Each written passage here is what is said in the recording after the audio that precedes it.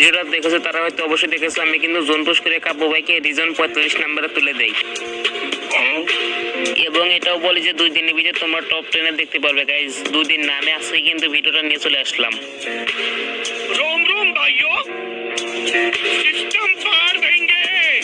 Guys তোমরা যদি এখানে লক্ষ্য করো, এখানে কিন্তু আমি লাস্ট জোনে বাইরে রিয়েপ করতে আসছি, তো আমি কিন্তু রিয়েপটা করে দেই এবং এসপি কিন্তু ভালোই কাটতেছিল। তো এখান থেকে আমি মিটকিট করি, করার পরে কিন্তু গাইস আমি আমার বাইকে উঠে যাই এবং এখানে কিন্তু ভালোই এসপি কাটতেছিল। তারপর আমি কিন্তু মিটকিট করা শুরু করে দেই এবং রিয়েপ করতে আসতে না আসতে আমাদের টিমমেট আবার ডাউন গাইস। তারপর টিমমেটের এই অবস্থা দেখার পর আমি কিন্তু সোজা জোনে আসি। দেখো জোন কিন্তু লাস্ট জোন একদম ছেড়ে দিয়েছে এবং জোন কত ছোট, তো জোনটা কিন্তু ঠিক মতো টাচ করি না এবং দেখো জোন টাচ করতে না করতে আমি আবার আমাদের টিমমেটকে রিয়েপ করার জন্য আসি এবং এখানে আসার পর গাইস দেখো কত করে স্পিড কাটতেছে। তো আমি কি এখান থেকে রিয়েপটা দিয়ে এখান থেকে বাইরে যেতে পারবো গাইস? এখন কিন্তু আমার টোকেন টাচ করা হয়ে গেছে। তারপর আমি আমার টিমমেটের কাছ থেকে টোকেন নেবো এবং আমার হয়ে যাবে 12 টোকেন। এই ভাই আমার টোকেন, ও সরি টিমমেট। গাইস এখানে দেখতে পাচ্ছ এখানে কিন্তু আমার আশেপাশে অনেকগুলো স্কোর রয়েছে, তো আমি এখানে রিয়েপটা করতে পারি কিনা এবং আমাদের টিমমেটকে রিয়েপ দেওয়ার পরে তারা আমাকে টোকেন দিতে পারি কিনা এবং আমি টোকেন টাচ করতে পারি কিনা এবং এত কিছু পরে আমরা ম্যাচটা বইয়ে নিতে পারি কিনা। তো এবং এই ম্যাচ পর আমাদের কাব্য ভাইকে আমরা রিজন কত নাম্বারে তুলে দেই সেটা জানতে হলে সম্পূর্ণ ভিডিও দেখো, বিকজ আজ একটা বিরাট ফাটাফাটি হইব।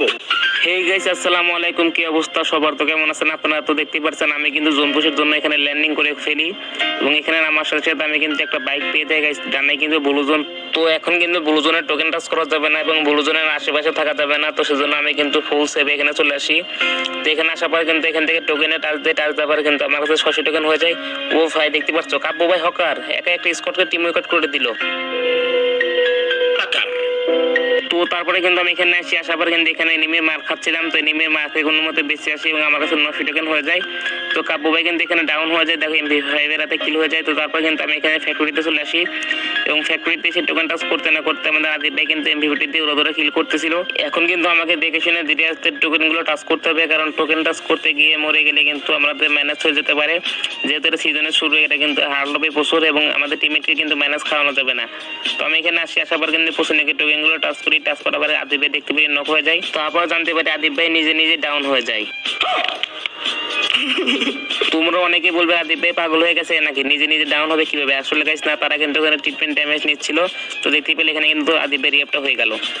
আদিব ভাই রিয়েপ হওয়ার পরে গাইস এখন কিন্তু আমার কাছে 3900 টোকেন হয়ে যায়। তো এখন কিন্তু আমাকে আমাদের টিমমেটের কাছ থেকে টোকেন নিতে হবে। তো এখানে আশা করি তেমন কিছু বলতে হবে না, কারণ তোমরা কিন্তু হাইলাইট ভিডিওতে দেখতেই পেয়েছো। তো এখানে কি একটা হাস্যকর কাহিনী ঘটে যায়। তো এখানে টোকেন টাচ করে আমি যখন নিতে যাবো তারা আসতে কিন্তু মানা করে দেয়, কারণ তাদের কাছে নাকি স্কোয়াড ঢুকে গেছে ট্রিটমেন্ট ড্যামেজের সময়।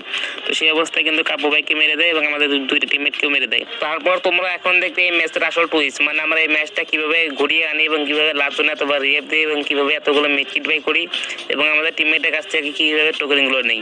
তো এখানে আসার পর দেখো এখানে আশেপাশে ডানে বামে চারপাশে কিন্তু এনিমি ছিল। আমি স্ক্যানারের ভিতরে দেখতে পারি এখানে একটা স্কোয়াড এবং পিকের নিচে সাইডে কিন্তু একটা স্কোয়াড। তো আমি প্রথমে গাড়ি নিয়ে একটা চক্কর দিচ্ছিলাম যে দেখতেছিলাম কোনো এনিমি আছে কিনা, কারণ গাড়ি নিয়ে চক্কর দেওয়ার সময় এনিমি থাকলে কিন্তু আমার গাড়িতে অবশ্যই ফায়ার দিত। যেহেতু আমার গাড়িতে ফায়ার দেয়নি, তারপরে এখানে আমি একটা প্যাক করে নিলাম যাতে নিজের সেফটির জন্য। তো এখানে ওয়াল বাঙ্গার একটা ইগুলো কিনে নিলাম, এটা কিন্তু ওয়ালের উপর মেরে দিলাম। মারার পর কিন্তু ট্রিটমেন্ট ড্যামেজ দিয়ে যেটা ফায়ার দিতে ওয়ালগুলো কিন্তু ভেঙে গেল। তারপর কিন্তু আমি এখানে আসার পর সোজা আমি আমার বাইকে উঠে যাই। বাইকে উঠে পরে গাইস দেখো আমার কাছে টোকেন রয়েছে মাত্র 2400। এখন কিন্তু আমাকে আবার আগের মতো টোকেন টাচ করতে হবে। তো আমি কিন্তু পুরোনো কথা বলেছি, আমি আমার মতো আবার টোকেন টাচ করা শুরু করি। তো তারপর কিন্তু আমি এখানে আসার পর এখানে টোকেন টাচ করি গাইস। আমি কিন্তু সিরিয়াল অনুযায়ী টোকেন টাচ করতেছিলাম, তো সিরিয়াল অনুযায়ী টোকেন টাচ করতে না করতে আমার কাছে দেখো 4000-এর মতো টোকেন হয়ে গেছে। তো এখানে দেখো আমি কিভাবে টোকেনগুলো টাচ করি, তোমরা চাইলে আমার ম্যাচটা দেখতে পারো এবং এইভাবে টোকেন টাচ করবে। তো এখানে কিন্তু আমি গানটা নিয়ে নিলাম এবং আমার কাছে কিন্তু মিডকিট নেই, কারণ এখন আমাকে এসপি ফুল করতে হবে, একটু পরে কিন্তু জোন কাটতে পারে। তো সেজন্য আমি এখানে আসার পর এখানে একটা এসপি ফুল করার একটা ইয়ে আছে, তো আমি এটা থেকে এসপিটা ফুল করে নিব।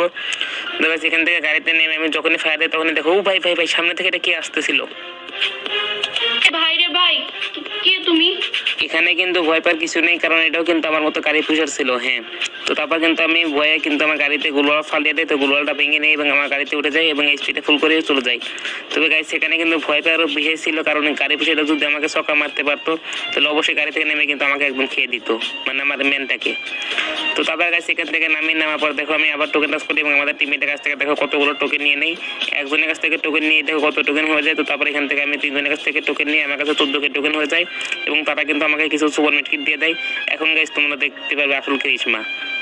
তো তারপরে গাইস আমি কিন্তু আর্সেনাল থেকে কিছু মিট কিট নিয়ে নেই, কারণ এখনকার সময় কিন্তু গাইস যত টোকেন দেয় বসগুলো তেমন কিন্তু মিট কিট দিয়ে চায় না বেশিরভাগ টাইমেই। তো তারপর আর্সেনাল খুলতে এখানে আমাদের টিমের 3টা মরে যায়। তো এখানে আসার কিন্তু আমি তাদেরকে 3 জনকে আবার রিঅ্যাক্টটা করে দিই। আর তোমরা যারা এখন আমার ভিডিও দেখতেছো এবং চ্যানেলটি সাবস্ক্রাইব করে নিও, অবশ্যই সাবস্ক্রাইবটা করে দিও, কারণ আমাদের কিন্তু 6000 সাবস্ক্রাইবারও তার অল্প কিছু সাবস্ক্রাইবার লাগে। আশা করি তোমরা এই ভিডিওটা দেখানোর সাথে সাথে তোমরা 6000 সাবস্ক্রাইবার কমপ্লিট করে দিবে। তো অবশেষে আমি এখানে আসার পর এখান থেকে কিন্তু আমি ওরা বক্সগুলো শুরু করে দেয়। আমার কাছে কিন্তু সর্বশেষ 10k টোকেন থাকে, কারণ যতগুলো টোকেন টিমমেট দিয়েছিল সেই টোকেনগুলো দিয়ে কিন্তু আমি তাদেরকে রিঅ্যাক্টটা করে দিয়েছি। তো এখান থেকে দেখো বক্সগুলো মোটামুটি ভালো সুপার মিট পেয়ে যায়। তো এখান থেকে সুপার মিট কিট দিচ্ছিল, তো সেজন্য আমি বক্স খুলতেছিলাম কিন্তু এদিকে যে আমাদের টিমমেট মরে যায় আমি কিন্তু সেই খেয়ালে ছিলাম না। তো অবশ্যই দেখো মাত্র 10k টোকেন থেকে 4300 টোকেন করে ফেলেছি বক্স খুলতে। এখান থেকে আমি কিছু গান নিয়ে নিলাম সেফটির জন্য এবং আমি সুপার মিট কিট নিই। সুপার মিট নেওয়ার পর কাছে আমি কিন্তু বাইকে উঠে যাই।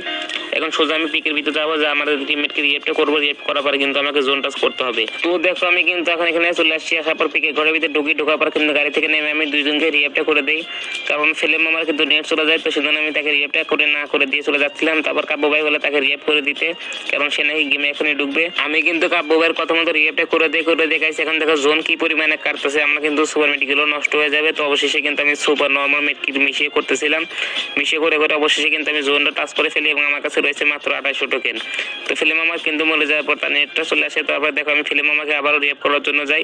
তো এখান থেকে কিন্তু তেমন স্পিড কাটতেছিল না, রিঅ্যাক্টটা করে দিয়ে কিন্তু আমি আবারও চলে আসি। আসার পর গাইস আসার সময় আমি কিন্তু কিছু টোকেন টাচ করে চলে আসি। তো এখানে দেখো এখন আমাকে এখানে সার্ভাইভ করতে হবে। তো আমি ম্যাপের কানে দিয়ে করতেছিলাম, এখানে হুট করে গাইস আমার সামনে এনিমি পড়ে যায়।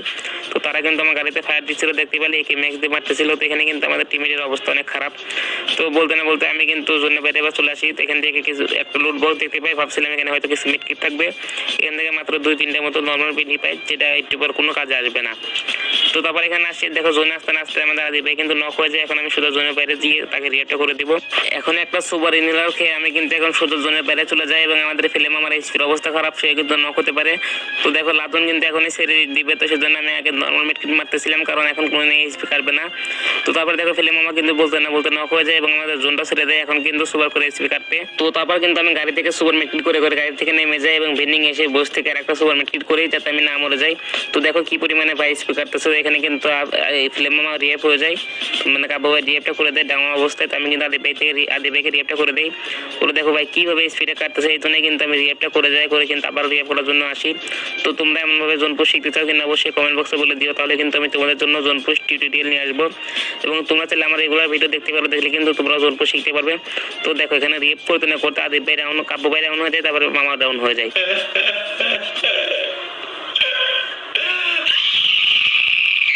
ভাই তখন ডাউন হলে কি এমন হতো, 3 জনকে কিন্তু ইজিলি রিঅ্যাক্ট করে চলে আসতে পারতাম। তো কি আর করার, যেহেতু তারা তখন মরেনি। তো এখানে আসার পর কিন্তু জোন আমি ঠিক মতো গাইস টাচ করতে পারি না, কারণ জোন টাচ করার সময় কিন্তু এনিমি আমার গাড়িতে ফায়ার দিচ্ছিল। তো সেই জন্য জোনও ঠিক মতো টাচ না করে আমি কিন্তু শুধু রিঅ্যাক্ট করার জন্য আসি। এখন তোমরা দেখতে পারবে এখানে কত করে স্পিড কাটতেছে গাইস। এখানে কিন্তু জোন টাচ করার কারণে এখানে কিন্তু তেমন স্পিড কাটবে না, কিন্তু লাস্ট জোন মানে ভিতরে যে জোন ওই জোনটা ছেড়ে দিলে গাইস তোমরা দেখতে পারবে কিভাবে স্পিডগুলো কাটে। তো এখানে দেখো আস্তে কিন্তু এখানে লাস্ট জোন ছাড়ার আগে কিন্তু অনেক করে স্পিড কাটা শুরু করে দিয়েছে। তো আমি কিন্তু গাড়ি থেকে নামি না, আবার দেখো একের পর এক সুপার মিটকিট করতেছিলাম গাইস। দেখো মিটকিট করে কিন্তু এসপির সাথে পারতেছিলামই না। তো তারপরে কিন্তু আমি একটা এসপি বাড়ানোর একটা ড্রোন ছেড়ে দিই। তারপরে কিন্তু ড্রোনটা এখান থেকে চলে যায় এবং মিটকিট করতে কিন্তু আমাদের এসপি একদমই কমে যাচ্ছিল। তারপর কিন্তু কাব্য ভাই বলে রিঅ্যাক্টটা করার জন্য আমি কিন্তু রিঅ্যাক্টটা করে দিই এবং জোনটা কিন্তু অনেক ছোট জোন গাইস। এই ছোট জোনে রিঅ্যাক্টটা করার কারণে কিন্তু অলরেডি আমাদের একটা টিমমেট কিন্তু জোনের বাইরে চলে যায়, মানে আমাদের আদিব ভাই সে কিন্তু জোনটা কন্ট্রোল করতে পারতেছিল না, সে কিন্তু জোনের বাইরে চলে যায়।